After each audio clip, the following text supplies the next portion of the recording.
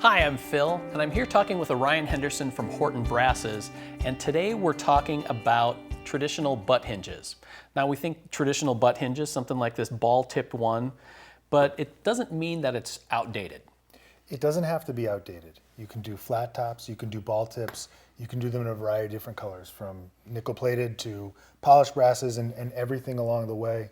We see them on cabinetry, furniture, and kitchens, both modern to historic. And what I like about the butt hinges is the fact of the solidity of it. Because when you have a nice quality hinge like this, you want it to be a solid hinge that's going to last forever. That's what we were talking about a little earlier. We intend to make these for last generations, and we make them with solid brass. They are an extruded hinge, so they're machined with very thick leaves. The leaves themselves are 3/32 of an inch. When your two leaves are parallel, the gap between them is 3/32 of an inch, which when you're installing them, that is the standard for fine cabinetry, particularly when you have a row of doors.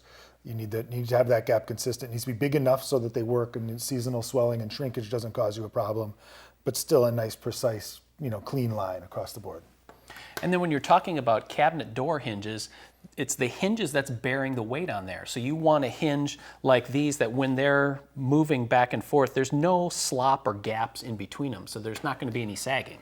Yeah, sagging door is not going to be acceptable to anyone. And if you get really extreme on the sag on a wider door, the corner of your door may be lower than the other end, and that's just not going to fly by any standard.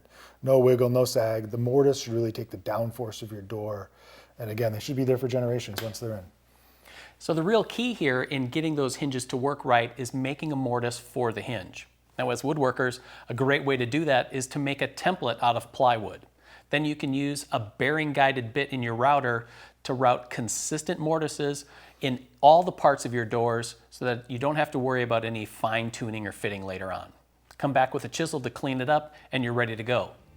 It's the butt hinges from Horton Brasses for great looking cabinetry, whether contemporary or traditional.